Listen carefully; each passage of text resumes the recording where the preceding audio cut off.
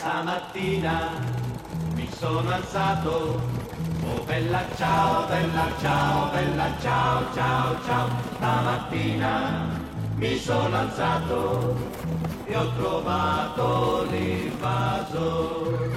Oh partigiano, portami via, oh bella ciao, bella ciao, bella ciao, ciao, ciao. Partigiano, portami via, che mi sento di morire. E se io muoio da partigiano, oh bella ciao, bella ciao, bella ciao, ciao, ciao. E se muoio da partigiano, tu mi devi seppellire. Prazer recebê-los aqui no Seminário de Vésperas, cuja primeira edição trata de arte e revolução, e a gente hoje tem a satisfação de ter com a gente o professor François Berrat, que é conhecido de todos, imagino, porque o François já tem uma história com o Brasil, enfim, teve o seu livro mais reconhecido, que é As Ensaios Construtivistas. Segundo Godard que invade, deve ser. Mas, enfim, François e a Cinemateca Brasileira tem uma ligação forte, porque em 2012 ele veio, deu um curso, lançamos um livro, Modernidade e Vanguarda do Cinema, publicado aqui pela própria Cinemateca. Então, é uma alegria ter de volta o François, especialmente nesse fórum, para tratar de revolução e especialmente do cinema soviético, que é uma das especialidades do François. Seria longo demais falar sobre o François, o trabalho dele, mas recomendo os livros que já têm uma circulação aqui no Brasil. E passo direto a palavra, já que a gente tem um atraso pequeno. Passo a palavra então ao François e mais uma vez agradeço a presença de vocês e já avanço o convite para a sessão seguinte, que terá o Rui Guerra e em seguida o Alambert antes. Mas antes Como? a conferência... O conferência do Alambert. É verdade, eu pude esquecer do professor Francisco Alambert.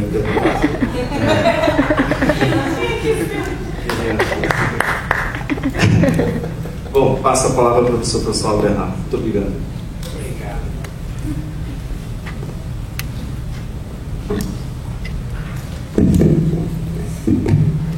Bien, il y aura un petit côté performance dans cette conférence, parce que ce qui tombe très bien, parce que en raison du dispositif technique, j'ai des images à vous montrer, des images en mouvement et des images fixes.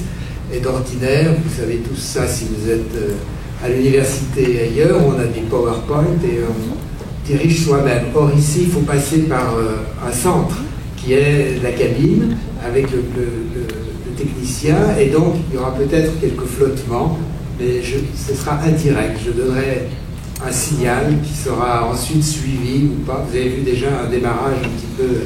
Voilà. Alors, le sujet qu'on m'a donné, que Adiuso m'a donné à traiter, la révolution russe de 1917 et le cinéma, donc je me suis efforcé d'aborder cette question et puis de trouver un chemin ou quelques chemins dans cette question assez vaste.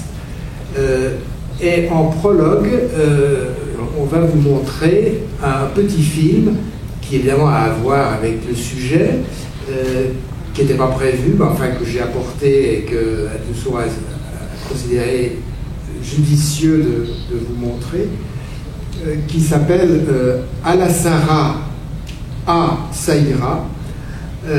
La Sarah, pour juste situer de quoi il retourne pour ceux qui l'ignoreraient, ce qui serait tout à fait compréhensible, je dois dire, La Sarah est un village de Suisse, du canton de Vaud, non loin de Lausanne, où en 1929, dans le château de La Sarah, une châtelaine éclairée, mécène, qui s'appelait Hélène de Mandreau, possédait, a accueilli en 1929 un congrès international du cinéma indépendant.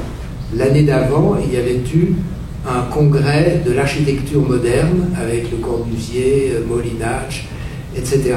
Et cette année-là, 1929, c'était le cinéma.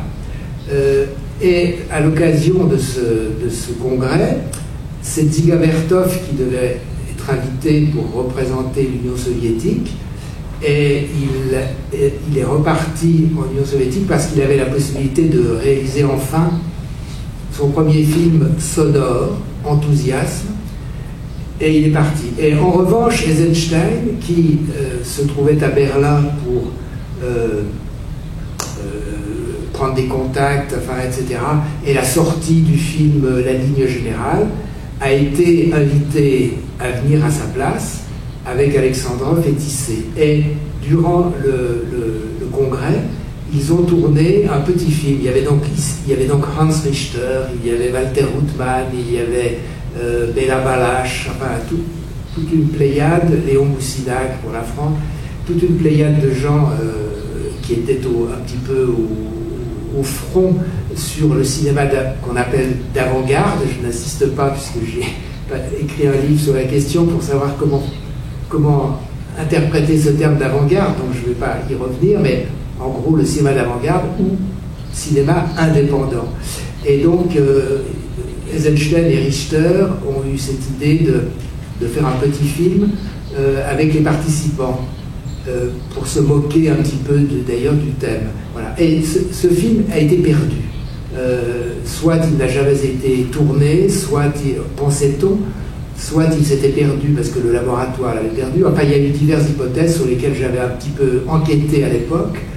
Et en 1979, à Moscou, où je me rendais assez souvent à ce moment-là pour des raisons d'édition et de festival, Naum Kleinman du cabinet Eisenstein m'a dit qu'on a retrouvé des photogrammes du film tourné à la Sarraz.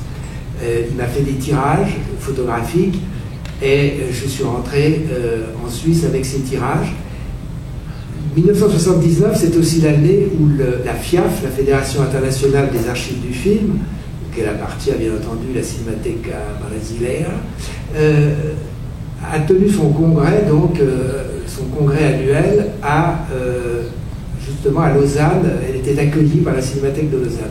Et Frédéric Buach, le directeur, a eu l'idée de faire se dérouler une partie de ce congrès dans le château de la Sarraz pour fêter 1929, pour fêter les 50e anniversaire de cet événement. Et le congrès a été consacré précisément au cinéma d'avant-garde, au cinéma indépendant, au cinéma expérimental. Et il y a eu beaucoup de communication autour de cette question et de projection de films qu'on a ressortis à cette occasion. Voilà. Alors, j'ai eu l'idée, à l'époque, je travaillais avec Jean-Luc Godard de manière un peu discontinue. Il travaillait à ce moment-là à ses histoires du cinéma. Et moi, j'étais à l'école des Beaux-Arts de Genève. Et on se voyait. Et donc, j'ai eu l'idée, avec lui, de reconstituer le film, puisqu'il n'y avait plus que des photogrammes, de reconstituer le film d'Eisenstein et les autres, dont on avait les photogrammes. Et on a commencé de le faire, et puis on n'a pas eu le temps avant le congrès, donc c'est resté, les matériaux sont restés épars. Et puis, il y a 2 ans, un cinéaste m'a contacté parce qu'il entreprenait de faire un film sur Léon Moussinac, qui était une des chenilles ouvrières de ce congrès, du côté français, de critique de cinéma, qui animait aussi les amis de Spartacus, un ciné-club très important pour la France des années 20, qui passait les films soviétiques, justement, qui étaient interdits par la censure. Et donc, il m'a interrogé là-dessus, et je lui ai parlé de ce film qui avait eu lieu, donc, qui avait été tourné, et puis même de la tentative qu'on avait fait avec Godard de le reconstituer. Il m'a dit, ah, si tu pouvais retrouver les matériaux, je pourrais les mettre dans mon film. Bon. Du coup, j'ai terminé le film avec les matériaux existants, on a ajouté quelques-uns. Et donc, c'est ce film qu'on va vous montrer. Voilà, on peut y aller.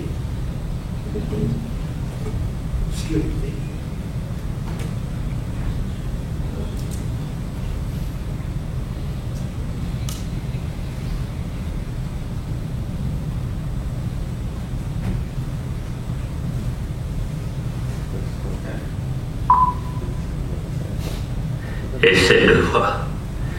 Essaie de voir avec ma voix, la mienne, la tienne.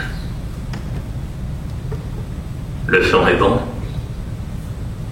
Très bien, alors on commence comme disait Lubitsch, je crois, qui disait que... Bon, d'abord, j'aimerais comme ça préciser là où nous sommes, le lieu de l'action,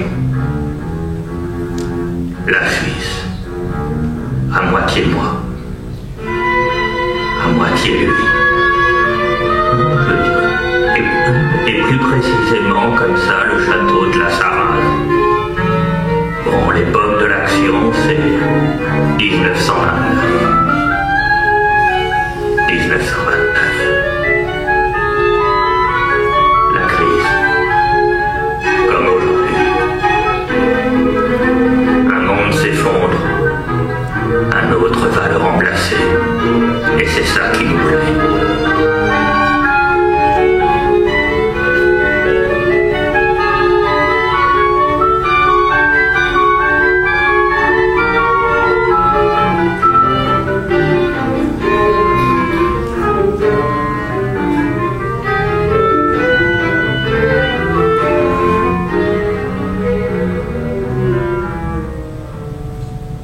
Nach Marx und Engels ist das System der Dialektik nur die bewusste Reproduktion des dialektischen Ablaufes Westens äußerer Vorgänge der Welt. Also Projektion des dialektischen Systems der Dinge ins Gehirn, ins abstrakte Gestalten, ins Denken. Er gibt dialektische Denkweise, dialektischen Materialismus, Philosophie. Ebenso ergibt Projektion desselben Systems der Dinge, im konkreten Gestalten, im Formen, Kunst. L'orateur profite des difficultés que rencontre son traducteur en français, Arnold Kohler, laisse errer son regard sur ses auditeurs et surprend la seule femme du congrès, Janine Buissounouz, en train de prendre des notes. Elle a fréquenté les surréalistes, s'est liée à Éluard, a travaillé pour Cavalcanti, qui est là lui aussi. Avant d'entrer à la revue du cinéma de Robert Aron et Jean-Georges Auriol, qui ont organisé cette rencontre, avec l'aide de Moussinac, rompu à ce genre d'exercice depuis les conférences qu'il a mises sur pied au Salon d'automne, au musée Galliera, à l'exposition des arts décoratifs et évidemment aux amis de Spartacus. Congrès international du cinéma indépendant. Songe Eisenstein, amusé. Du cinéma indépendant. Indépendant du cinéma. Voilà, qu'est-ce que ça signifie? L'indépendance vis-à-vis de quoi? La liberté vis-à-vis de qui? Vis-à-vis de quoi? N'oublions pas que dans indépendance, il y a dépendance. Et dépendance à qui? Par exemple, pour être indépendant, oui, pour être indépendant, pour faire du cinéma indépendant. Or, personne n'est indépendant, comme dit Isabelle Huppert. Et le décor médiéval aidant, il voit soudain Janine Buissounouz en Jeanne d'Arc. La veille, on a vu celle de Drailleur sur un drap tendu dans le parc après chez Andalou. Eisenstein s'est remis à parler un peu mécaniquement, et simultanément il imagine un petit film parodique où Jeanne d'Arc incarnerait le valeureux cinéma indépendant, prisonnier dans le château d'un femme seigneur du commerce. L'anglais Isaac, le hongrois Balach et un samouraï ou un sabre redoutable. Vite, les spadassins, les mousquetaires de la revue du cinéma viennent délivrer l'infortuné cinéma indépendant. Moussinac en D'Artagnan, Richter casqué, ouvert par Auriol à la mitrailleuse machine à écrire, donne l'assaut et délivre Jeanne d'Arc. Au loin s'éloigne en claudiquant le fasciste italien Franco Lille.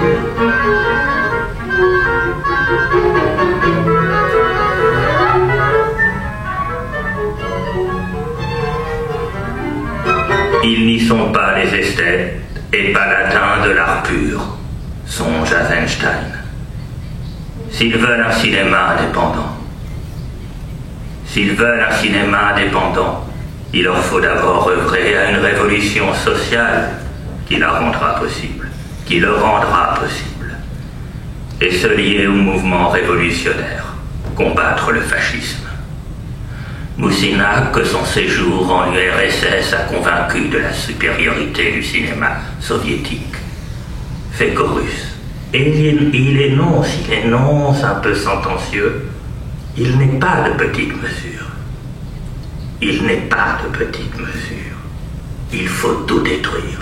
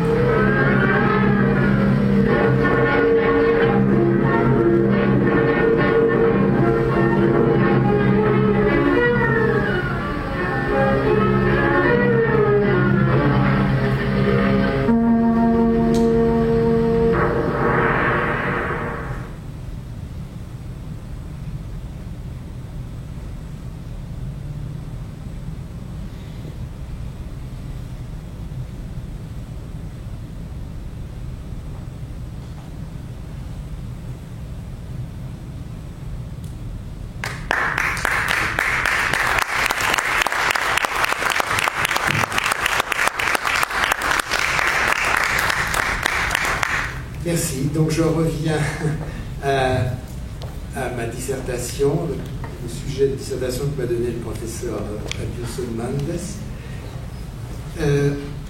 Et peut-être reformulerai-je le sujet, le titre qui était donc, je cherche mon titre, A Revolução de Outubro et au cinéma soviétique. Je reformulerai peut-être ce titre en Cinéma et Révolution, l'exemple soviétique. On verra pourquoi. Alors, dans ce binôme cinéma et révolution, beaucoup, sinon tout, tient dans le « et », la conjonction qui unit, qui peut unir, comme dans le mari et la femme, mais qui peut aussi opposer, comme l'eau et le feu, ou qui peut être disjonctif, cas de divorce, une séparation, d'une divergence, ou encore une distinction, une exclusion, comme dans Maintenant ou Jamais. Au-delà de ces généralités, venons-en, sur Cinéma et Révolution, venons-en à l'exemple russe, en ayant en tête que les quatre sens possibles du « et » doivent nous rester en mémoire. Prenons l'exemple russe ou soviétique, on pourrait revenir sur la distinction. Quand on dit cinéma russe, est-ce qu'on s'intéresse au cinéma fait dans la Fédération de Russie, et quand on dit soviétique, est-ce que implicitement on ne vise que ce cinéma-là, ou bien l'ensemble des 15 républiques, c'est des choses sur lesquelles on pourrait revenir. Et partons des différents types de relations de conjonction qui peuvent relier la révolution d'octobre 1917 et le cinéma soviétique. J'en distinguerai 4. Premièrement, ce que la révolution fait au cinéma, l'impact qu'elle a eu sur lui. Deuxièmement, ce que la révolution fait du cinéma, la politique du cinéma développée par le régime issu de la révolution.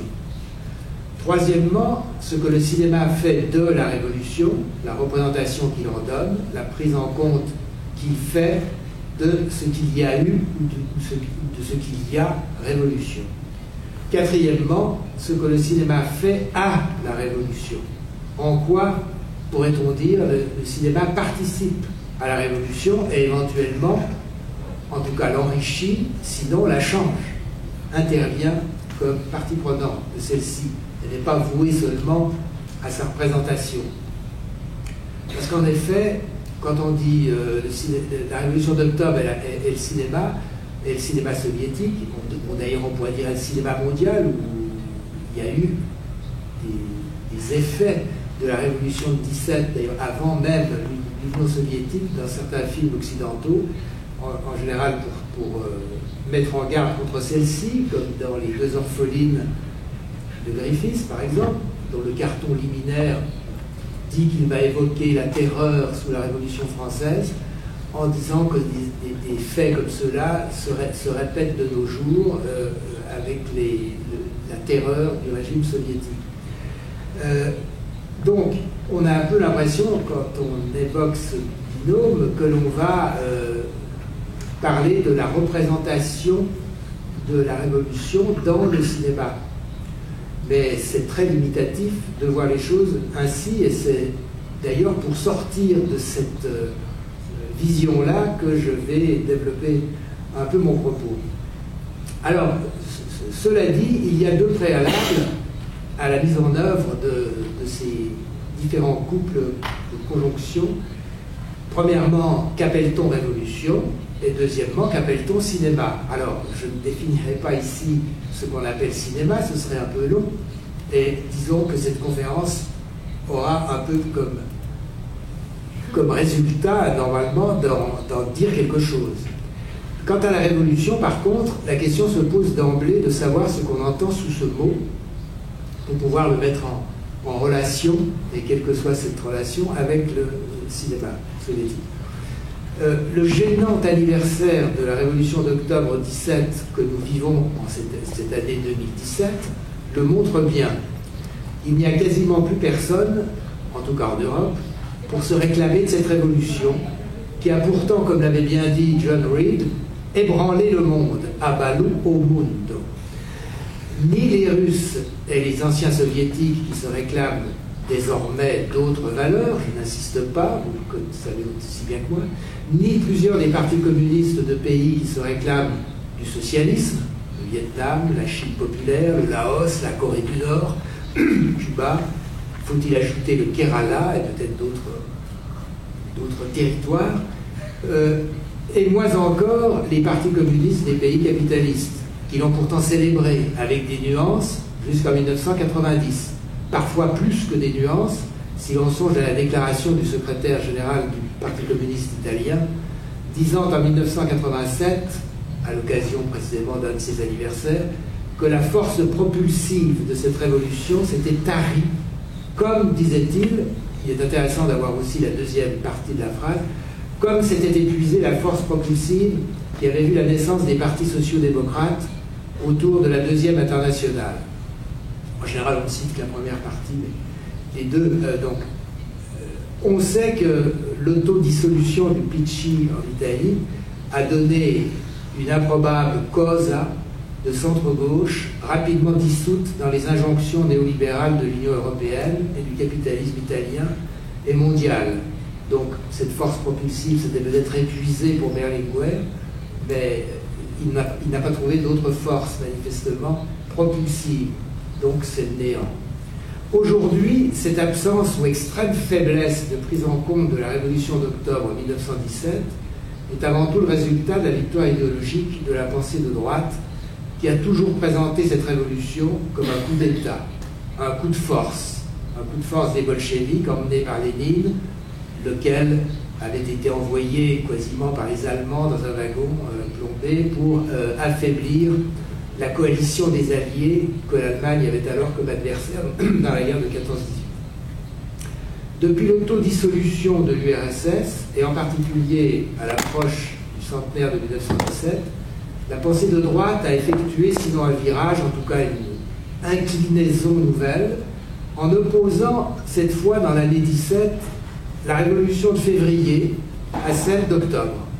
La première aurait été démocratique, mettant fin à un régime féodal obsolète et faisant entrer la Russie dans la modernité occidentale. On doit observer que les pays occidentaux n'avaient en rien appelé à cette transformation à l'époque. Au contraire, puisque leurs économies bénéficiaient de ce régime. La Russie était un gisement de matières premières et agricoles qui étaient exportées, et l'industrialisation était financée par les emprunts aux banques européennes. Situation qui se répète très volontiers de nos jours, et en partie d'ailleurs aussi pour la Russie. Donc, cette révolution était formidable, celle de février, tandis que la poursuite de cette révolution de février et la victoire des insurgés en octobre mettrait fin à cette entrée de la Russie dans le cœur des démocraties et de l'économie libérale mondiale. La révolution de février est en effet devenue dans ce discours l'adéquation nécessaire et suffisante du régime politique et de l'essor économique, industriel et commercial de la Russie. Cela à condition d'oublier qu'elle ne comportait pas que l'abdication du tsar et la mise en place d'un gouvernement provisoire, mais le refus de continuer la guerre, la grève générale, le ralliement d'unités entières de police et d'armée, de l'armée aux manifestants, l'apparition des soviets, le projet d'une assemblée constituante, la mise en œuvre d'un double pouvoir, et j'en oublie. Alors je constate avec plaisir que l'anniversaire de l'année 1917 et de la Revolução Russa au Brésil a d'autres couleurs. Ce séminaire en est la preuve, comme celui du CESC Pinheiros et de l'Editora Boipatempo, comme les projections Cento Anos de Revolução au Chinesesc, l'édition de nombreux ouvrages qui sont aux devantures des librairies de cette ville, et disons, heureuse surprise en dépit d'un certain nombre de réserves qu'on peut avoir sur les programmes présentés ici et là. De manière peut-être plus générale, la force propulsive de la Révolution d'octobre, qui avait comme slogan « La terre aux paysans », on peut imaginer qu'elle puisse avoir un certain écho quand même, ici au Brésil, où il y a des paysans sans terre.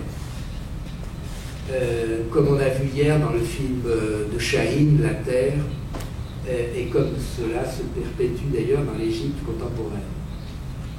Bon, il faut donc nous demander pour commencer si une révolution est un événement ponctuel, réductible à une prise de pouvoir, comme on nous le fait penser aujourd'hui, ou si c'est un processus historique qui comporte bien entendu des moments événementiels, des événements ponctuels, mais qui ont des conditions de possibilité qui remontent à un temps long et qui surtout ont des prolongements au-delà d'eux-mêmes.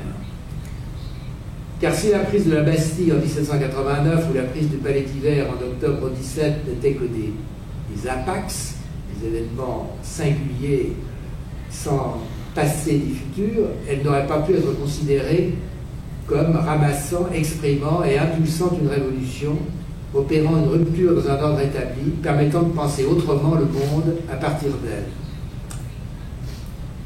Donc je prends peut-être un peu le contre-pied de choses qui ont été dites à l'ouverture de ce séminaire par Yves Cohen, mais je crois nécessaire pour la compréhension de ce que je vais dire, de la manière dont je vais appréhender le sujet. On partira donc de la conviction qu'une révolution est un processus historique. En effet, ces considérations un peu rapides que je viens de faire se retrouveront dans les différentes manières dont le cinéma soviétique va traiter le thème de la révolution, et puis également les différentes manières dont il va participer à cette révolution, ce qui nous intéressera plus encore. Depuis où et à partir de quand, donc, ce processus historique commence-t-il, et jusqu'où va-t-on? Et que fait-on des revers, des échecs même, qui ponctuent les processus révolutionnaires, celui-là comme les autres? En effet, si on aborde la question de la révolution sous l'angle du processus, celui-ci comporte en effet des hauts et des bas, des échecs et des victoires, des moments événementiels, négatifs ou positifs. Et le fait de dire ça a raté, c'est fini, est à mettre en discussion. À cet égard, je souscrirais volontiers à la manière dont le philosophe grec Stathis Kouvelakis présente la question dans son dernier livre « Philosophie et révolution », qui repart de Hegel et de Heinrich Heine pour comprendre la conception que Marx se faisait de la révolution comme salto mortale et comme saut périlleux, et non comme avènement naturel, lequel, s'il tombe à côté, est donc la dénonciation du fait que ce n'est pas d'actualité, que ce n'est pas le moment. Ce qui nécessite, dit Koumélakis, de se mettre dans la perspective même de cette, quand on aborde la question d'une révolution, se mettre dans la perspective de sa défaite, qui est la condition de sa reprise, du renversement et de la réouverture événementielle. C'est, si vous voulez, la dialectique du trop tôt, trop tard, inhérent à l'événement révolutionnaire. Il est toujours trop tôt pour faire la révolution, et il est toujours trop tard, il est souvent trop tard de la tenter par rapport à ce qui serait une sorte de logique historique. Alors évidemment, on voit bien que si on se réfère à ce modèle, il n'y a plus de place pour l'action politique, la praxis, et c'est pourquoi c'est à discuter et remettre en cause. Si les mouvements sociaux et politiques des années 1900 occupent une grande place en tant que prémisse avec le 1905, une révolution qui échoue, mais où l'on a pu proclamer il était temps d'en finir avec le gouvernement du tsar et de déblayer la route du régime socialiste. Il était temps d'abattre le gouvernement du tsar. C'est célèbre citation de Joseph Staline, que je cite de 1905, dans une adresse aux ouvriers du Caucase, pour savoir pour dire qu'il n'est pas réductible, lui non plus, à ce qu'il deviendra. Donc, si ces événements du début du siècle passé ont cette importance dans la compréhension de la Révolution de 17, mais aussi la guerre civile qui va la suivre, enfin qui va en être la poursuite en quelque sorte,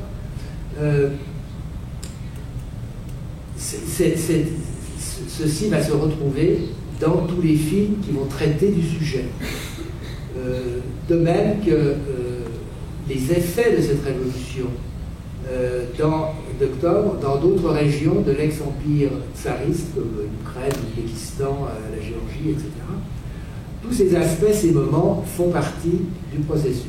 Si l'on prend les 4 films du premier anniversaire de cette révolution de 1917, donc qui sortent en 1927, c'est-à-dire la fin de Saint-Pétersbourg de Poudovkine, Poudovkine fait commencer la chose en 1913. Si l'on prend Moscou en octobre de Maurice Barnett, lui, il réduit son propos aux événements même d'octobre 17, mais à Moscou, ce qui est un déplacement par rapport au centre de Petrograd. Et si l'on prend octobre d'Eisenstein, il démarre en février 17, et il va jusqu'en octobre. Si on prend enfin la fin de la dynastie des Romanov d'Esther Choub, on part de 1913, le tricentenaire de la dynastie des Romanov, et on va jusqu'à février 1917. Donc ces 4 films, et on pourrait en citer bien d'autres, bien entendu, ces 4 films sont autant de propositions de lecture historique des événements, de compréhension de ces événements, de mise en œuvre des forces qui conduisent à ou qui participent à, etc. Donc ce sont des propositions historiographiques.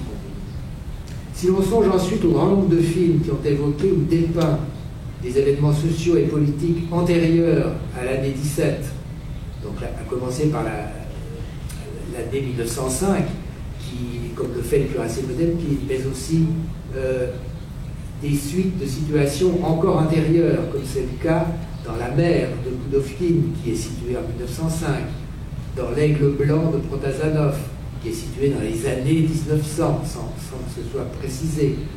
La grève d'Eisenstein, qui synthétise des événements échelonnés entre 1902 et 1912, une série de grèves extrêmement virulentes et réprimées très violemment par les autorités.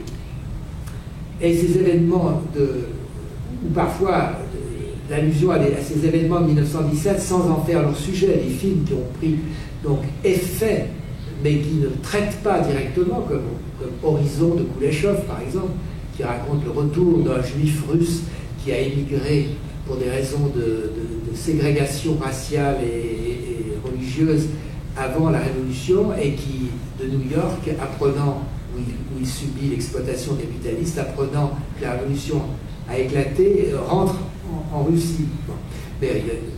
Et donc, il y a nombre de films où Trois chants sur Lénine de Vertov en 1934 qui ne cesse de dire ce que, alors c'est Lénine est un peu identifié à la Révolution en l'occurrence, mais c'est quand même l'apport, le dévoilement des femmes obligées de se voiler dans les républiques musulmanes, enfin, etc. Toute une série de conquêtes sociales, de conquêtes sociétales qui ont pu être déclenchées par cette révolution. Si on étudie enfin le corpus important de films soviétiques qui traitent de la révolution d'octobre au cours des années 30, 40, 50, jusqu'en 1990, on aura affaire à un sujet historique devenu progressivement un thème presque rituel, mais où le contexte d'énonciation des films interfère fortement avec la démarche historique. Il y a la révolution d'octobre vue dans les années 20, souvent ces films de 27 et tous les autres, on peut leur associer, puis à telle ou telle phase de l'époque stalinienne, comme Lénine en octobre de Michael Romm, qui est passé au CBCS, dans une version d'ailleurs censurée aujourd'hui, pas à l'époque, et ou d'autres films à l'époque khrouchtchevienne, brejnevienne, gorbatchevienne. Enfin, à chaque moment, on a fait à peu près chaque année un film qui avait à voir avec la révolution d'octobre par la production soviétique, et on pourrait donc réunir tous ces films et examiner l'évolution de l'approche qui en est faite selon les régions, selon les républiques, selon les classes sociales, enfin, etc. Tâche évidemment qui serait intéressante, qui serait peut-être ce qu'il aurait fallu faire ici, étant donné le sujet qu'on m'avait donné, mais un peu démesuré, et en tout cas qu'on ne peut pas raisonnablement envisager dans le temps imparti. On lui préférera donc un autre aspect parmi les 4 énumérés tout à l'heure: quel cinéma pour cette révolution? Ce qui peut s'entendre aussi sous les deux termes: quel cinéma révolutionnaire dans l'URSS d'après la révolution, l'URSS socialiste. Et si l'on repart du 27 août 1919, qui est la date de signature du décret de nationalisation des domaines de la photo et du cinéma, et leur rattachement au Narkompros, le commissariat du peuple à l'instruction publique, que dirige Anatoly Lunacharsky, cette nationalisation, donc, qui ne devient effective que dans le cours de l'année 1920, on doit observer que le parti bolchevique, comme l'État soviétique, n'ont pas de programme défini pour le cinéma. On a beau ressasser la phrase apocryphe attribuée à Lénine après sa mort, selon laquelle « de todas as artes au cinéma est para nos a mais importante », que l'on trouve immanquablement dans tout article sur le cinéma soviétique, je le cite en portugais, parce que je l'ai lu dans la Folha de São Paulo du 26 septembre dernier, sous la signature de M. Cássio Starling Carlos, qui présentait donc cette mini rétrospective du CESC. Donc, en réalité, il n'y a pas de programme tout fait, ni de doctrine sur le cinéma, et les rares textes de Lénine sur la question se bornent à préconiser l'utilisation du film pour produire des actualités, des films d'instruction, usage de machines, pratiques professionnelles, et de prophylaxie sociale, hygiène, lutte contre la prostitution, contre l'alcoolisme. Puis viendra, de la part de Lénine, la recommandation de toujours veiller à ce que les séances de cinéma comportent un tiers de ce type de film avant les films, donc en pré-programme, avant les films de divertissement. C'est ce que Vertov appellera la proportion léniniste, dont il réclamera l'application en vain sa vie durant. Il n'empêche qu'on a beaucoup fait, bien sûr on a fait des actualités tout au long de l'histoire du cinéma soviétique, et on a beaucoup produit de films documentaires, certainement en plus grand nombre que dans les pays capitalistes, où la rentabilité de ces films est moins évidente. N'empêche que Vertov s'indignait de ce que l'on ne respecta point l'instruction léniniste, donc de cette proportion d'un tiers, qui normalement lui aurait donné plus de travail qu'il n'en a pu avoir.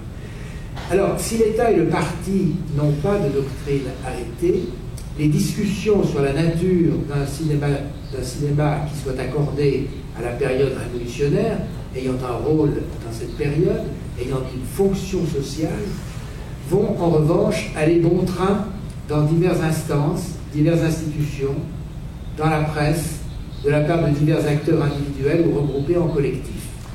Ce mouvement fait de déclarations péremptoires, de polémiques, de débats très vifs, notamment au sein de l'ARC, ARK, puis ARKK, Association des cinéastes révolutionnaires. Donc, tout cela va aboutir à la première conférence sur le cinéma, organisée par le parti bolchevique en 1928, et c'est à ce moment-là que une doctrine est énoncée, qui va prendre des orientations plus précises et plus restrictives, en critiquant, en renvoyant dos à dos, en quelque sorte, le cinéma commercial, accusé de ne pas avoir de contenu idéologique, dénué de contenu idéologique, inféodé à l'imagerie étrangère, copiant les films de Douglas Fairbanks, les comédies américaines, etc. Mais renvoyant dos à dos ce cinéma est celui de l'avant-garde, engagé aux côtés de la Révolution, mais que l'on jugeait peu accessible aux masses pour des raisons formelles. Ce serait évidemment à examiner de plus près. L'obligation sera désormais, en effet, de faire un cinéma pour des millions, c'est l'expression, hein, le cinéma des millions. Un cinéma de masse, au sens des masses médias, qui s'adresse à la masse telle qu'on la trouve, plutôt que de la construire, en quelque sorte. Et c'est là tout le problème, pour les cinéastes. S'ouvre alors une nouvelle séquence qui va voir le cinéma passer de l'instruction publique, donc là on est en 1928-29, et c'est finalement la dite deuxième révolution, à savoir l'abolition de la NEP et l'entrée dans le plan quinquennal, et l'industrialisation accélérée. Donc on va faire entrer le cinéma, on va enlever le cinéma à l'instruction et on va le placer dans le ministère de l'Industrie. Les groupes doctrinaux qui discutaient et disputaient vont disparaître et va s'imposer une doctrine générale en matière d'esthétique, celle du réalisme socialiste à partir de 1932, qui pendant tout un temps conserve une certaine variété d'interprétation. Il y a vraiment flottement jusque dans les années 37-38 et de mise en œuvre, et puis qui va se rigidifier progressivement, puis se relâcher pendant la guerre, et de nouveau de 1947 à la mort de Staline en 1953. Bon, revenons cependant aux années 20 qui sont les plus intéressantes. Je n'étonnerai personne en le disant, bien que les années 30 soient intéressantes à examiner et loin d'être atones. Donc revenons à ces années 20 quant à la discussion de ce qu'est un cinéma révolutionnaire ou au service de la révolution. Il y a trois réponses principales, enfin j'en retiens trois pour la commodité de l'exposé. Vertov, Kuleshov, Eisenstein, qui en gros polarisent les positions respectives des cinéastes qui veulent se situer dans cette perspective, car évidemment il y a des cinéastes qui sont apolitiques, on pourrait dire.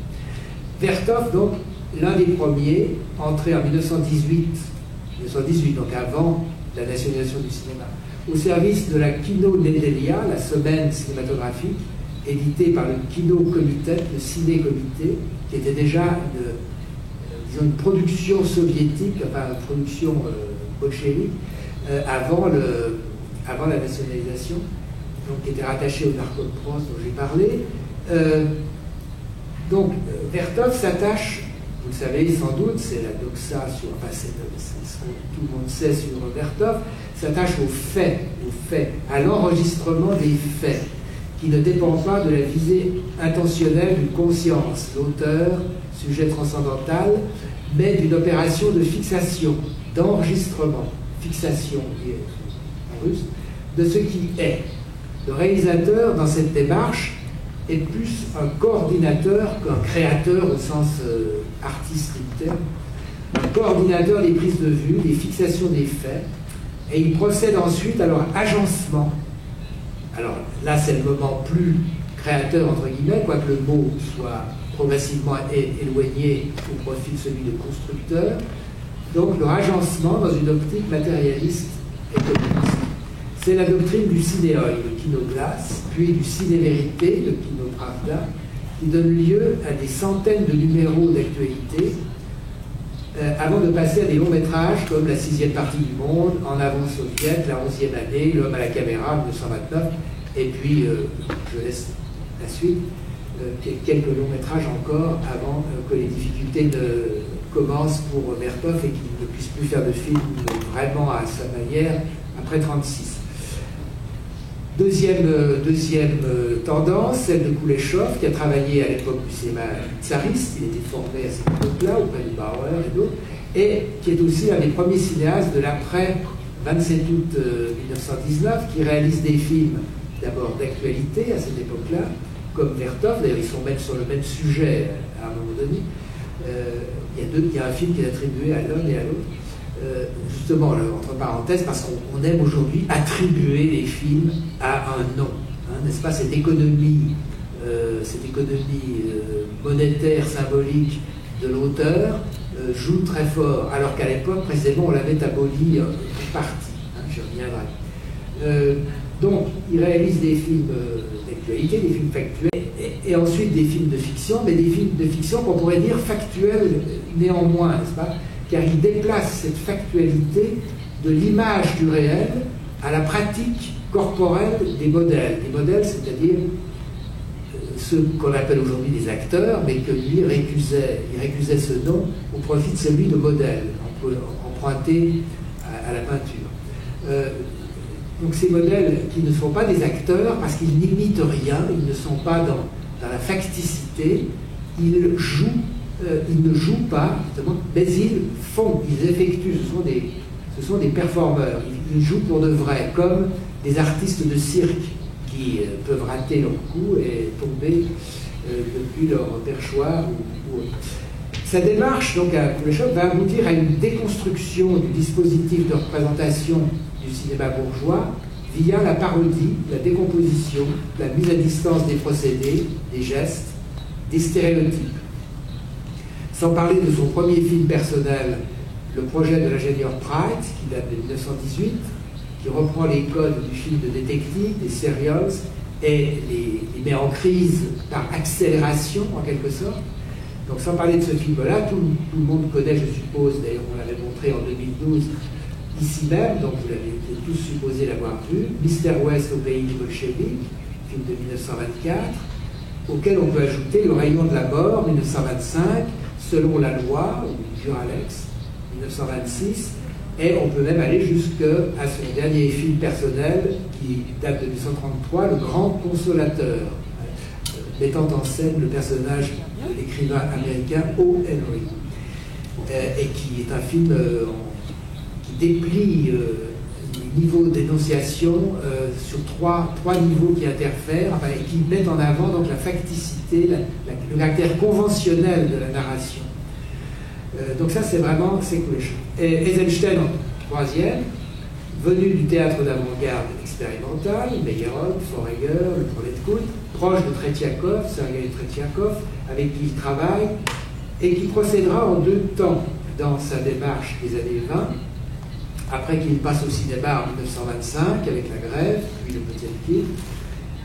Premièrement, prendre le dispositif du cinéma et le retourner à son profit pour fendre les crânes, comme il dit, des spectateurs, en suscitant des réflexes, qui sont référés même à Pavlov, ou à certains psychologues, Bekteriev, etc., en suscitant des réflexes, des associations, via ce qu'il appelle des attractions. Puis, après 1926, avec la ligne générale, qui commence en 26, termine en 29, puisqu'il y a octobre entre deux qui interrompt, en 27, ils sont en 28. Donc, après, avec la ligne générale et octobre, il se met à développer un cinéma qu'il appelle intellectuel. Donc un cinéma qui produit des concepts à partir d'associations abstraites, posant les prémices intuitives d'un raisonnement chez le spectateur pour enclencher un processus d'idéation allant jusqu'à l'abstraction. Bon, Eisenstein, à l'opposé de Vertov, tente à vouloir se passer des êtres vivants dans son cinéma au profit d'un cinéma d'objets, de lettres, de mots,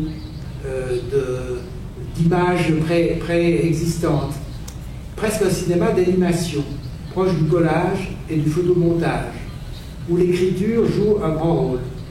On a pu en avoir un avatar avec le film de Pedro Paulo Rocha hier, du moins au début.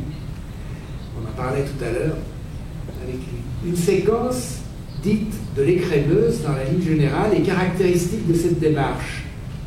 Elle s'oppose, on va en voir un petit bout, elle s'oppose à la séquence précédente qui est la séquence de la procession religieuse pour faire tomber la pluie. C'est un sujet d'actualité, mais enfin la pluie est tombée ici ces derniers jours, après 40 jours de sécheresse. Et donc la procession religieuse des paysans russes derrière leur pop, qui se fait fort de faire tomber la pluie, séquence fondée sur le pathétique, sur le rythme physique des mouvements, son accélération, et qui doit aboutir à une extasis, n'est-ce pas, une extase, un dépassement et l'explosion et la pluie. Bon. Or, ce processus échoue, avorte, donc il y a une critique, parce que dans le Potemkin, il y avait, avec l'escalier d'Odessa, avec d'autres, il y avait des séquences fondées sur cette logique, n'est-ce pas, de pathétique qui aboutit à une explosion, à un passage à la qualité supérieure. Donc ici, il y a échec, c'est normal puisque c'est l'époque, mais c'est une fausse extase. Et ensuite, on a la séquence de l'écrémeuse, où on a une démonstration inverse. Et le rythme du montage et la croissance du nombre d'adhésions des kolkhosiens au kolkhoz qui vient de se créer, grâce à la démonstration de l'effectivité de l'écrémeuse, est traité de manière abstraite. Alors on va voir ce deuxième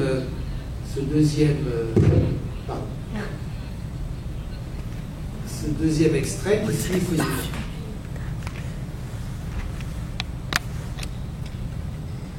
C'est tout de suite après. Qu'est-ce qu'il faut que je fasse? J'appuie.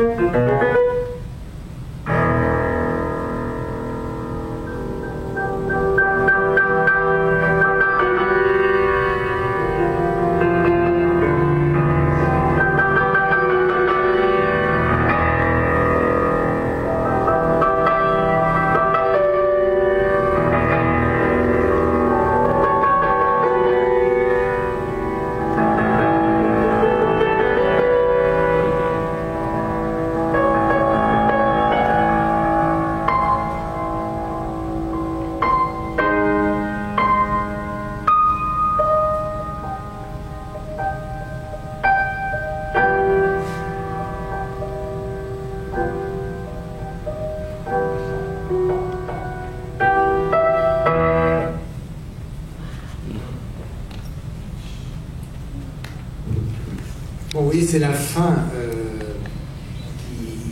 qui introduit un nouveau type d'écriture cinématographique avec cette introduction de chiffres, d'images prises de manière tout à fait en dehors de ce qu'on appelait en sémiologie l'espace diégétique, n'est-ce pas? C'est-à-dire des jets d'eau, une roulette de casino qui tourne,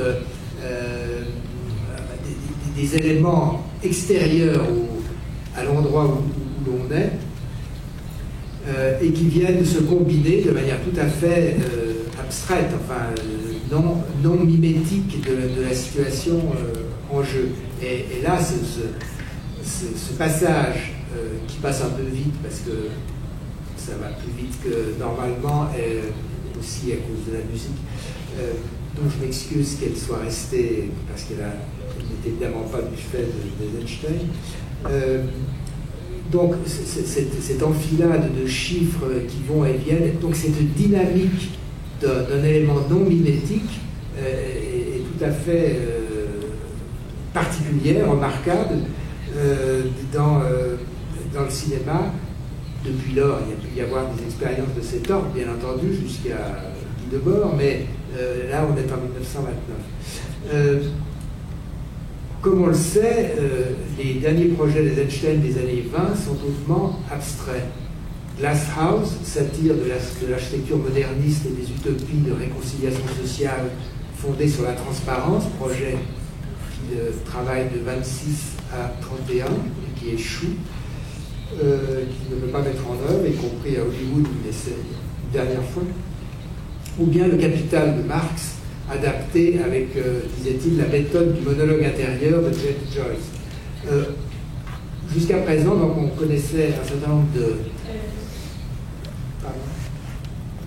Jusqu'à présent, on connaissait un certain nombre de...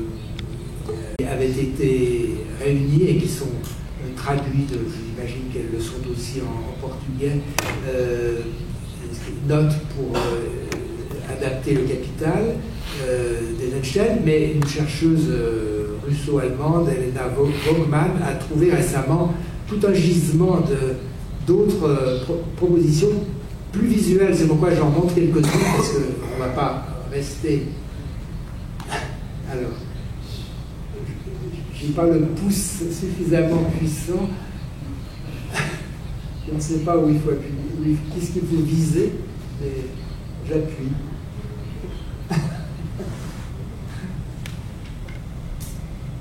Il faut viser l'écran, voilà. Alors, vous avez une série comme ça de pages où, vous voyez ça appartient tout à... Ça marche tout seul, d'ailleurs. Ça appartient à l'esthétique du collage, n'est-ce pas? On en parlait hier aussi de cette question-là, où il prend dans les journaux américains, allemands, russes, etc., et il colle dans un cahier des éléments qui laissent entendre un peu comment il aurait articulé ces... Excusez-moi, j'ai pas la main. Mais sur quoi t'appuies, mon cher Atkinson? Je suis sûr que tu m'as caché quel était le truc. Ah voilà. Oui, vous connaissez. J'ai rien fait, mais ça marche. Donc, ici, vous avez cette séquence des dieux dans Octobre, qui est l'exemple le plus souvent cité. C'est pour ça que j'en ai pris un autre, puisque celui-là, vous devez le connaître. C'est devenu presque un lieu commun. Donc, l'enfilade des images de divinité qui se se suivent, donc comme une espèce de paradigmatique de la divinité qui vise à d'abord révéler une sorte de pluralité de représentation de la divinité et en même temps quelque chose de plus en plus dérisoire. On part d'un Christ baroque en gloire, en haut à gauche, et puis en bas à droite, on a une idole esquimau grossièrement taillée dans le bois. Donc c'est l'exemple même de ces expériences qu'il voulait faire avec les collages. Voilà, ça fonctionne un peu avec cette image d'avant sur les dieux. Vous voyez, les curés, les statues, les idoles en haut qui ressemblent beaucoup à celles qu'il a reprises dans Octobre, qui sont dans Octobre, et puis un lapin de Pâques. Ça vient aussi dans le collage, le dispositif de Lissitzky, une image des dispositions que prennent les autorités new-yorkaises pour faire face à la grève des transports. Donc on va permettre aux passagers bloqués dans les rames de pouvoir dormir dans ces grands hangars. Ici, juste pour signaler ceci, parce que ça fonctionne de manière assez étonnante, avec un motif qui est récurrent dans le cinéma d'avant-garde, celui des vitrines et celui des mannequins, mais ici, le mannequin est un mannequin vivant. Ses deux jambes sont... Donc il y a une personne qui est payée par le magasin pour danser le Charleston en laissant dépasser ses jambes d'un rideau noir. Donc, toute la journée, elle danse le Charleston. Donc, toutes ces choses, tous ces matériaux sont accumulés par lui pour mettre en avant le fétichisme de la marchandise, la valeur l'explication sur la valeur d'usage, la valeur d'échange, etc., etc. Bon. Alors, cela dit, alors évidemment c'est sous-tendu aussi, vous voyez, on peut... lumière.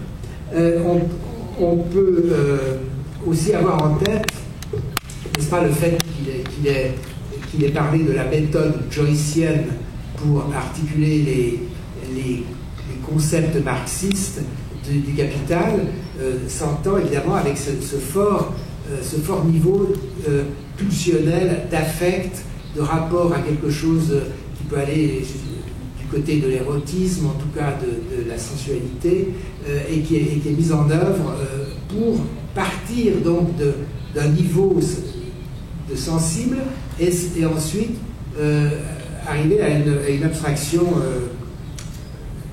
conceptuelle, donc une notion comme celle de valeur d'échange par exemple. Bon, cela dit, l'opposition entre Vertov et Eisenstein, qui est virulente et sous-tendue par une question qui est aussi une question de type sociologie et du champ cinématographique soviétique à l'époque, de place, d'hégémonie, de place dans le champ, mais aussi de pensée politique. Le vocabulaire qu'ils emploient tous deux ne trompe pas, c'est celui du discours politique. Ils se traitent mutuellement de mencheviques, de trotskistes, de déviationnistes, etc. Donc il y a vraiment une prise directe du discours politique, donc avec ce qui veut dire que pour eux, il y a des enjeux de type politique immédiat. Cela dit, donc, on peut aussi relativiser cette opposition, parce que de même, vous l'avez vu, même dans la séquence de l'écrémeuse, qu'Eisenstein est assez factualiste, n'est-ce pas? Là, il démontre le fonctionnement de la machine.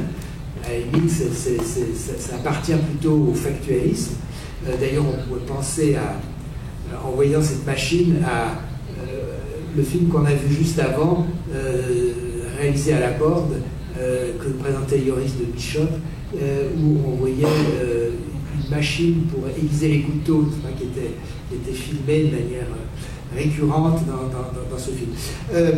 Donc, à part ça, Eisenstein va du côté du cinéoi pour partie, d'ailleurs Vertov lui reproche, mais il me pique des idées, et puis il les dévoie dans le cinéma de fiction. De même chez Vertov, il y a aussi des séquences et une démarche de type intellectuel, entre guillemets, à un niveau très simple, comme cette image dans le Kino Pravda d'un ouvrier et d'un paysan qui se serrent la main et qui est succédé par un gros plan, voilà, un gros plan, la Snichka, l'alliance ouvrier-paysan. Dans un film d'actualité, on met un élément comme ça qui est assez, disons, intellectualisé, enfin qui n'est pas de niveau purement factuel.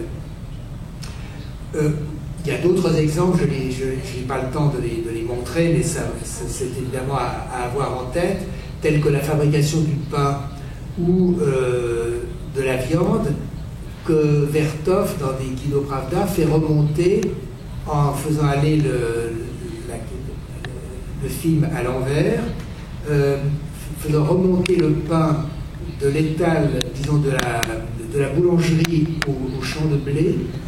On remonte jusqu'à l'origine le blé, ou la viande, où on est sur l'étal du boucher, le beefsteak qu'une dame veut acheter au marché, et puis on dit mais qu'est-ce que c'est que ce beefsteak? Et puis on remonte, on passe par l'abattoir, où l'animal est remis sur ses pieds, recousu, on recoue son ventre, parce que c'est le mouvement inverse du couteau, et on referme le ventre, on le fait repartir dans un train jusqu'à son champ où il se met à paître paisiblement. Donc, faire ainsi marcher le temps référentiel, enfin le temps qui est représenté à l'envers, puisque les choses marchent dans l'autre sens, tout en développant un temps vécu pour le spectateur qui marche en avant, enfin qui lui s'écoule selon la durée vécue. Cette contradiction entre ces deux temporalités produit la compréhension du processus et en développe des aspects qui n'apparaîtraient pas si on allait dans le bon sens, entre guillemets, dans le sens chronologique, tout simplement. C'est-à-dire que de voir un taureau, un bœuf,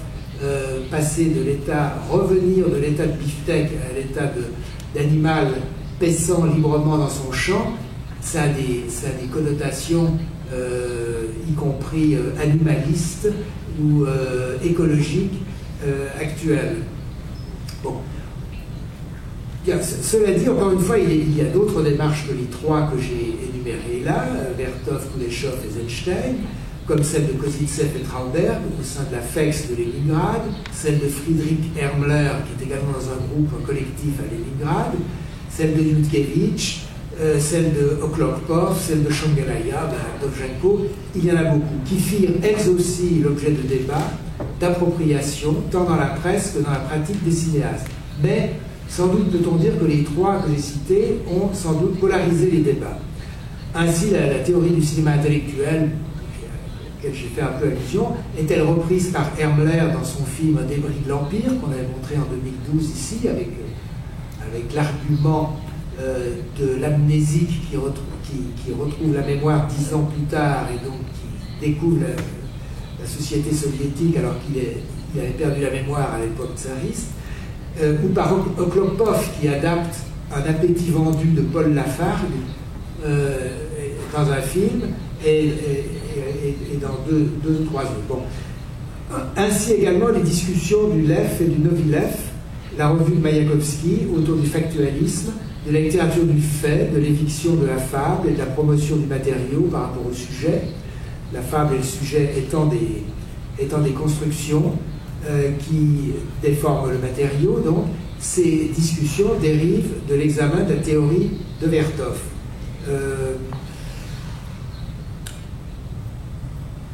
Quoi qu'il en soit, donc, toutes ces démarches visaient à un but: changer la perception des spectateurs, ébranler et à terme éradiquer les idées reçues, c'est-à-dire les idées de la classe dominante déchues politiquement mais non idéologiquement, cela afin de les faire participer à l'édification des spectateurs d'une société nouvelle, en tant que non plus spectateurs mais citoyens. Et pour cela, transformer profondément les institutions culturelles ou artistiques, voire les supprimer, afin d'élever la qualification des masses dans l'aménagement de leur mode de vie, pour reprendre une formulation du Proletkult, n'est-ce pas? Donc arrêter de représenter, mais faire passer dans la vie. Vertov, de son côté, parlera d'organiser la vie quotidienne. C'est en somme une révolution qu'on peut appeler culturelle, dans laquelle les praticiens des différents arts s'investirent, comme les économistes, les sociologues, ou les ingénieurs ou les militants politiques s'investissaient dans les secteurs de l'économie, des rapports sociaux et autres.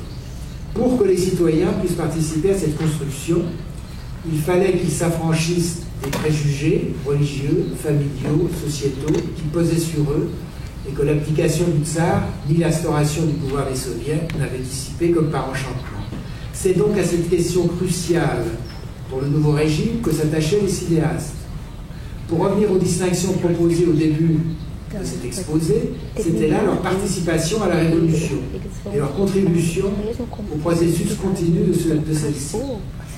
Relevons dans cette optique que les trois cinéastes qui nous sont présentés aujourd'hui sous le modèle canonique de l'auteur avec un grand A, comme je le disais tout à l'heure, avec les hiérarchies que suppose ce terme, avec la division du travail qu'il présuppose, les rapports de pouvoir au sein de l'équipe, comme on dit, de l'équipe technique, ont tous trois participé à des collectifs. L'atelier Kuleshov, au sein de l'école de cinéma créée en 1919, où Kuleshov devient enseignant et où il crée un espace où les étudiants et le prof sont à égalité, et où tous les étudiants pratiquent tous les postes, scénaristes, enfin, entre guillemets, puisque tout le monde participe, aussi bien le scénario que le jeu, que la performance, que la technique.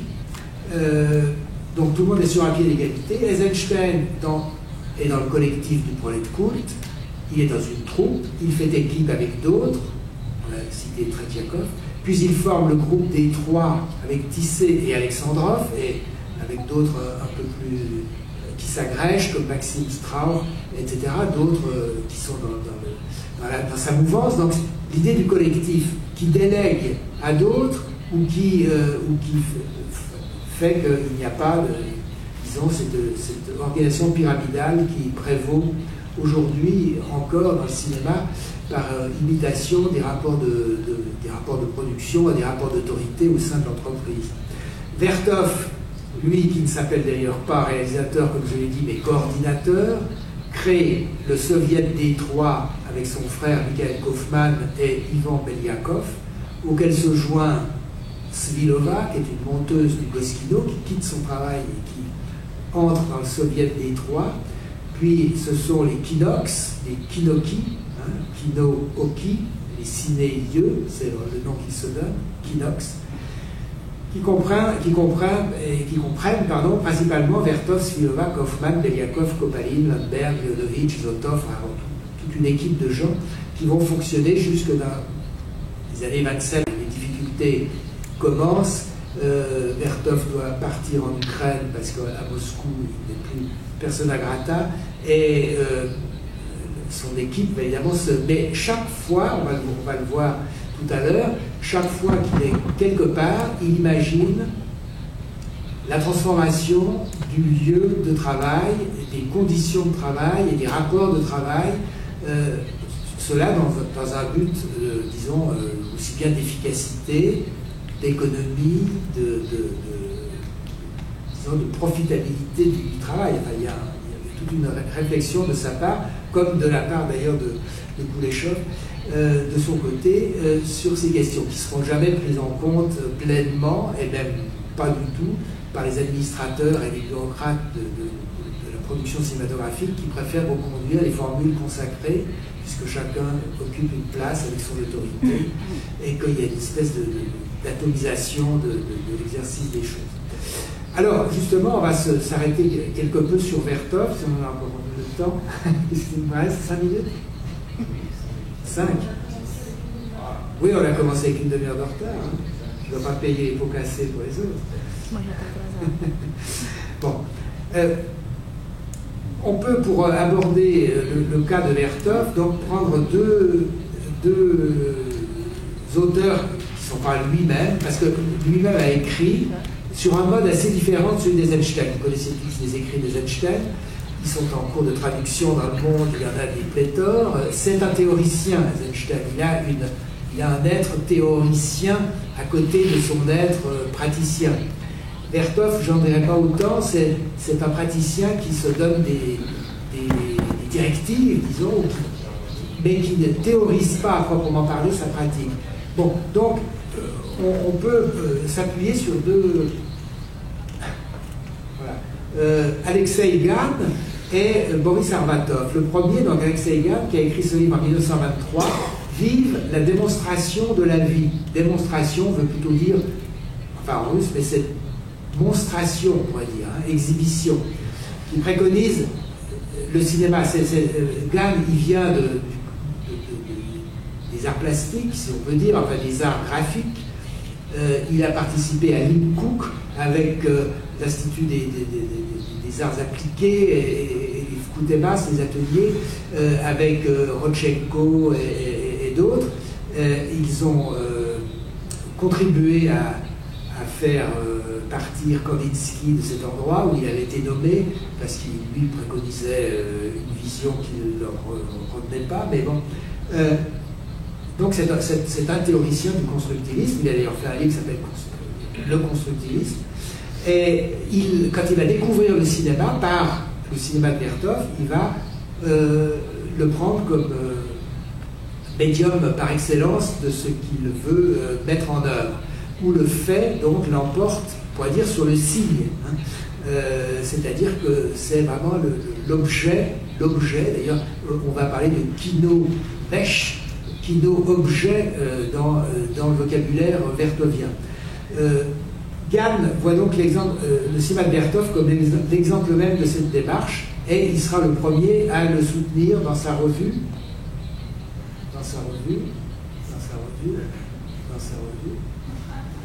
voilà, qui s'appelle Kinophote, c'est le numéro 1.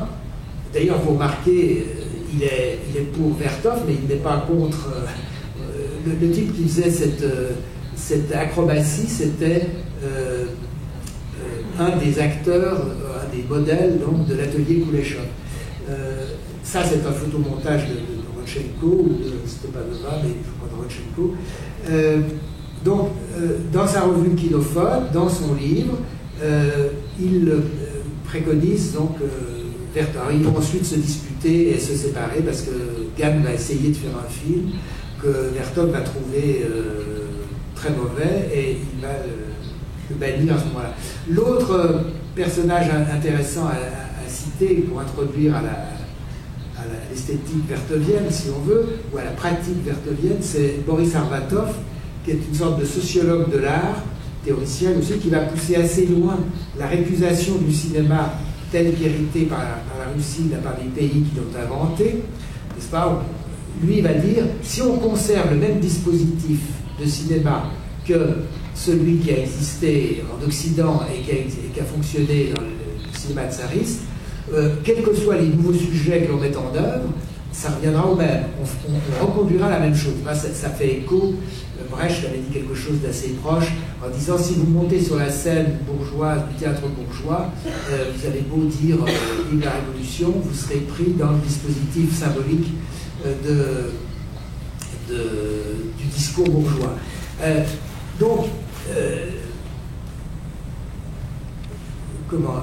Arbatov fait cette remarque extrêmement forte dans un débat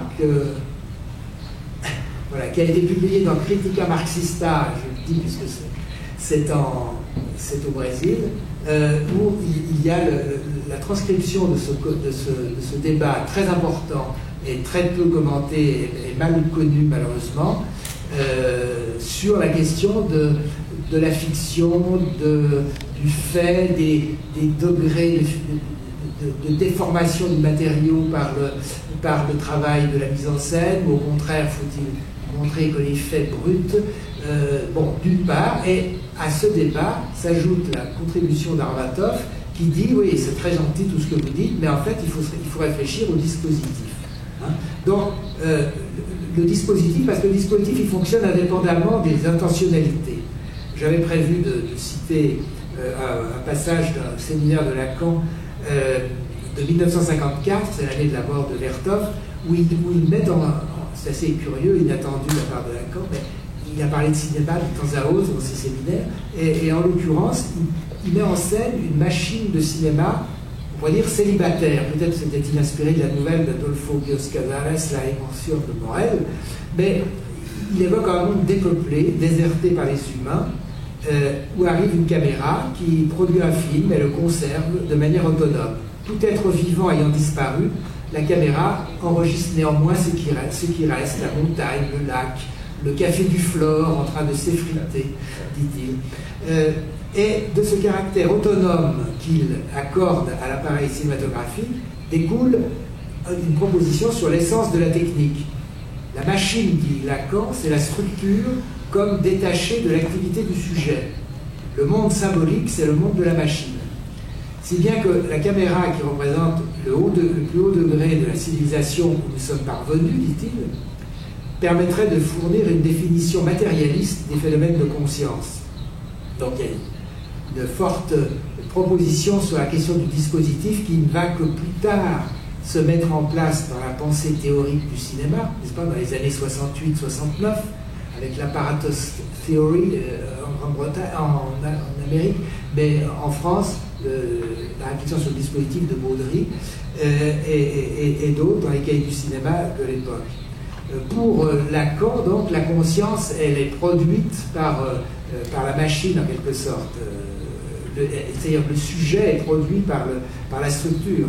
Bon, la machine ne dépend pas d'un sujet, c'est celle-ci qui lui assigne une place. Ou qui, on pourrait dire, comme l'avait dit Althusser dans son texte sur les appareils idéologiques d'État, on se fait interpeller en sujet. Hein, et donc on est inscrit dans le symbolique par la même. Cette autonomie de la caméra, elle fait forcément écho pour nous à l'appareil ou au kino-apparat, le ciné-appareil du film L'homme à la caméra de Berthoff, qui, dans une séquence, se met en place tout seul, se visse, se juge sur un tripode, fait jouer son objectif, se déplace sur les pieds du tripode et surmonte le monde filmé comme une sorte de golem ou de créature d'un autre monde. L'opérateur, Michael Kaufmann, que l'on voit sans arrêt en train de tourner la manivelle, est assigné à servir l'appareil. Comme les spectateurs dans la salle sont assignés à occuper les places qui leur sont dévolues. Les fauteuils descendent tout seuls dans la caméra et les gens se mettent en place. Le retournement vertovien opère alors en montrant, et donc le dépassement, on pourrait dire, de l'assignation lacano-althussérienne, opère en montrant aux spectateurs que nous sommes les spectateurs du film qui regardent l'écran. Dans L'homme à la caméra, il y a cette réversibilité qui est mise en jeu à plusieurs reprises. Il s'agit de faire apparaître à chacun la place qu'il occupe pour qu'il puisse se définir, projeter, on pourrait dire, son pour-soi, pour parler en termes sartriens. Cette réflexion sur le cinéma, du cinéma sur lui-même, est reprise par Rodchenko et Stepanova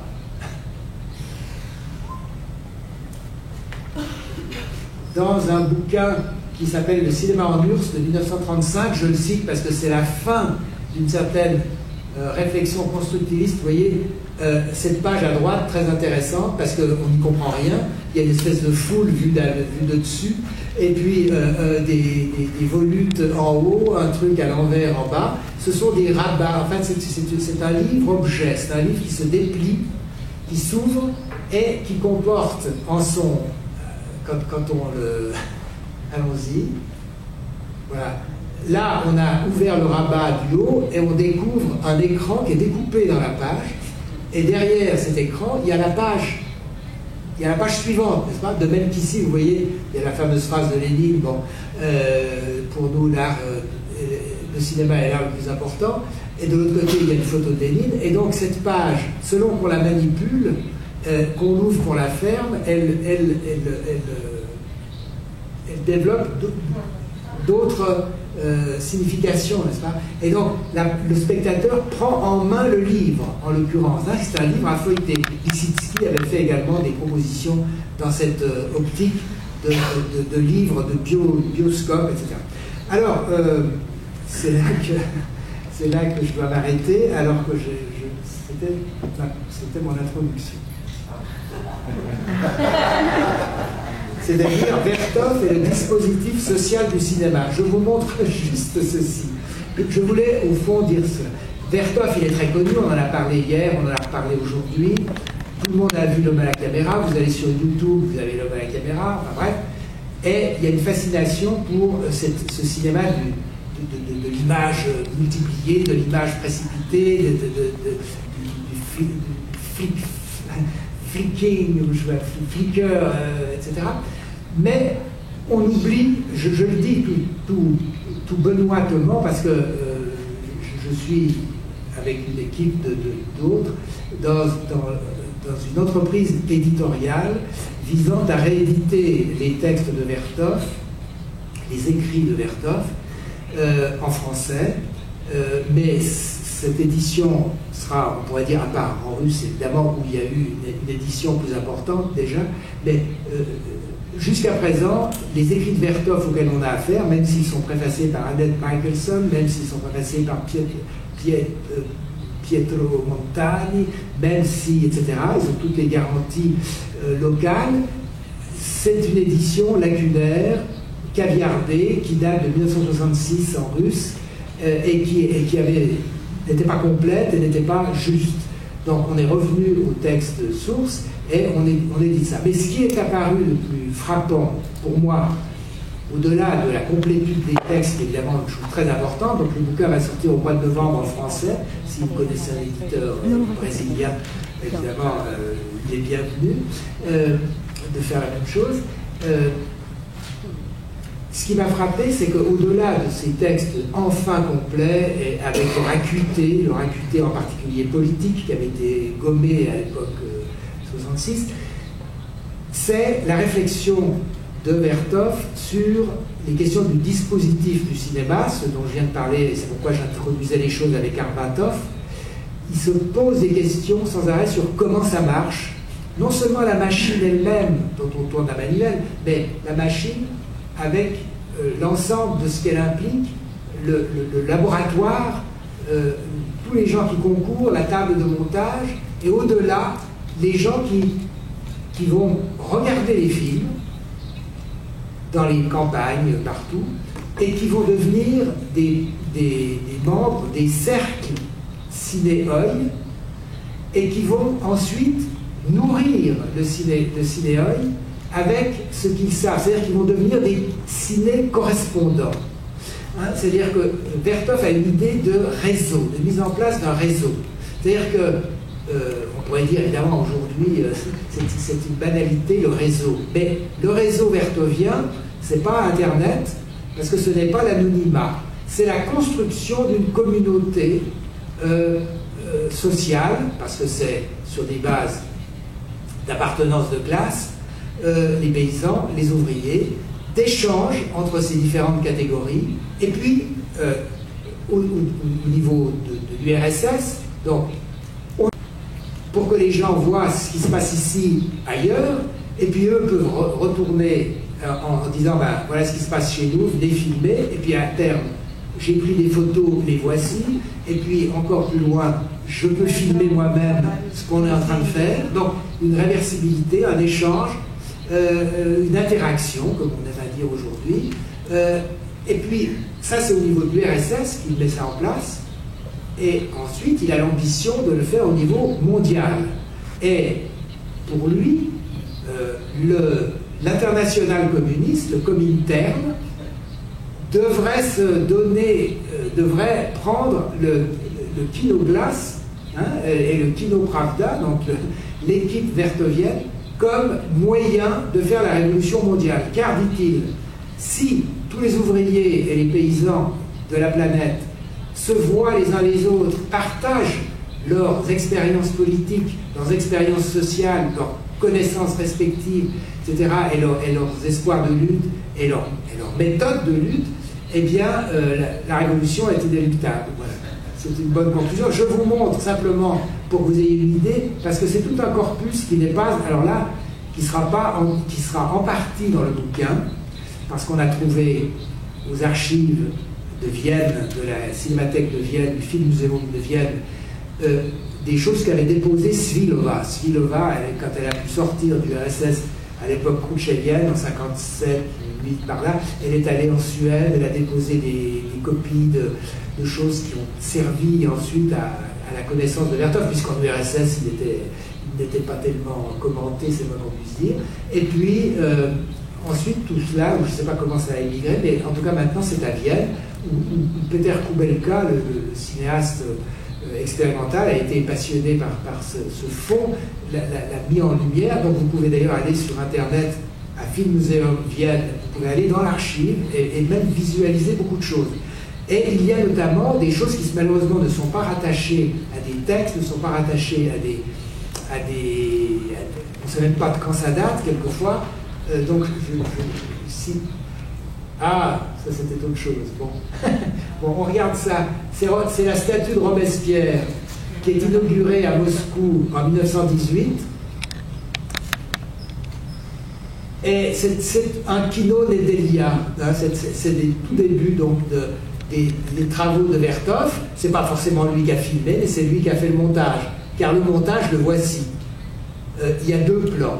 Dans n'importe quel film pâté ou n'importe quel film d'actualité de la Russie avant la Révolution, on se serait borné à montrer cette statue qui est d'abord couverte de son drap, puis on enlève le drap, et puis les gens applaudissent, mettent des gerbes de fleurs, c'est fini. Là, il y a un deuxième plan.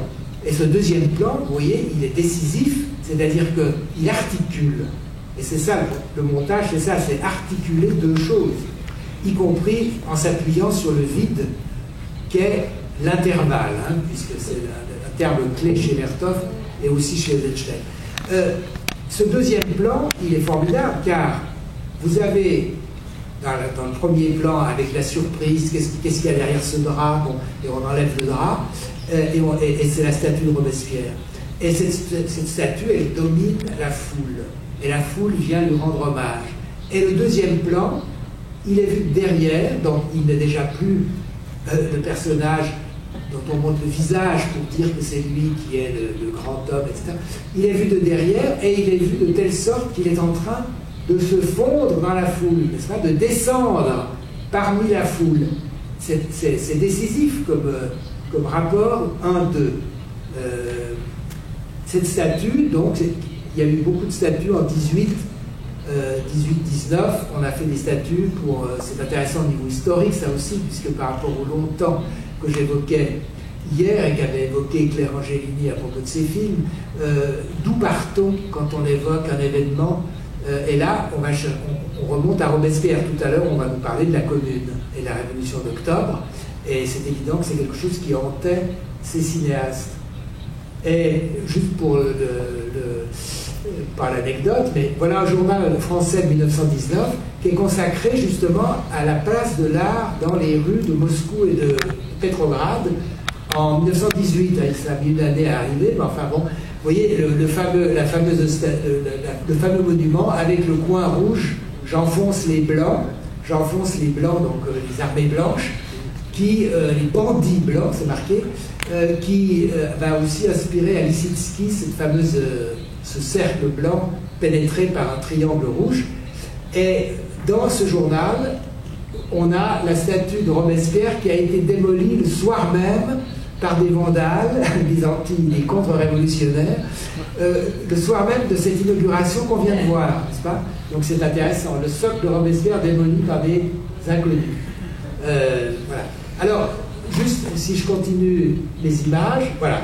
Le kinoglace, c'est les schémas que fait Vertov très vite pour organiser. Vous voyez, le kinoglace est au centre, il reçoit des commandes de certains commanditaires en haut, hein, qui veulent un film sur quelque chose, qui soit politique, soit même publicitaire.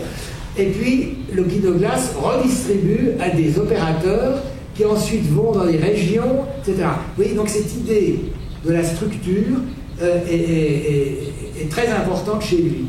Ou bien sous cette forme circulaire, je pense qu'il y a la traduction ici, voilà. Il y a un centre d'instruction et puis il y a la distribution des différentes tâches qui permettent donc la mise en œuvre. avec cette idée du cercle, évidemment, qui est importante parce qu'elle n'est pas à sens unique. Bon. En voilà un autre, vous voyez, quartier général, où on discute des choses. Après, il y a le rédacteur et le réalisateur, le monteur, le coordinateur, et puis il y a toutes les activités, y compris d'une filmothèque où on conserve les films qu'on a déjà fait auparavant et qu'on va pouvoir réutiliser après, y compris donc du matériel qu'on veut avoir toujours sous la main afin de pouvoir l'utiliser au besoin. Donc il y a une idée d'agencement. Et il y a une idée d'un mot qui... est-ce qu'il va apparaître? Ah, il n'y a plus rien. Alors, c'est autre chose. J'avais d'autres images, mais... Pardon, c'est pas en avant le micro qu'elles nous apparaîtront. Il y avait d'autres images, mais elles ne sont pas là. Mais il y a un terme qui est le terme d'agrégate, qui est employé par Vertov pour signifier le dispositif de tournage, donc au sens large. Donc, je pense qu'il y a, on peut dire, une pensée du dispositif, mais pas seulement du dispositif appareil, au sens étroit, apparatus theory, mais au sens du dispositif à la Foucault, si vous voulez, c'est-à-dire un ensemble beaucoup plus vaste de textes, d'institutions, de pratiques, etc., et de relations. Et donc c'est ceci qui me paraît important de souligner ici, c'est-à-dire n'enfermons pas Vertov dans une esthétique. D'abord, il récusait, il avait fait comme principe, il récusait l'art, l'esthétique, etc. Donc on est en dehors de ça. Nous, on est dans la réalité, on est dans les objets, on est dans les machines, et l'art, c'est pour les paladins de l'art, comme disait Eisenstein, Godard, dans le petit film du début. Donc ne l'enfermons pas dans un formalisme, il a une pensée de la fonction sociale du cinéma, qu'il n'a pas pu mettre en jeu suffisamment, mais qui existe comme projet, et qui est une formidable, là de nouveau, saut vers l'avant, n'est-ce pas, ou saut vers l'arrière, enfin le saut de tigre de Blanqui, dont Benjamin a fait une de ses devises dans les thèses sur l'histoire, le saut de tigre dans le passé, du présent dans le passé. Donc on peut faire ce saut de tigre et voir comment Vertov nous enseigne quelque chose par là même. Je vous remercie et je m'excuse pour l'orateur suivant que j'ai...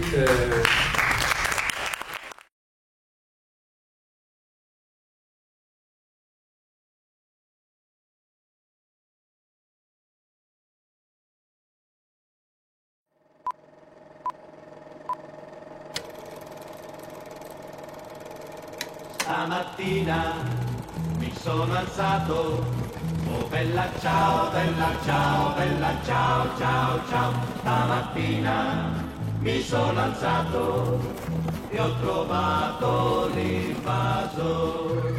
Oh partigiano, portami via, oh bella ciao, bella ciao, bella ciao, ciao, ciao. Partigiano, portami via, che mi sento di morire.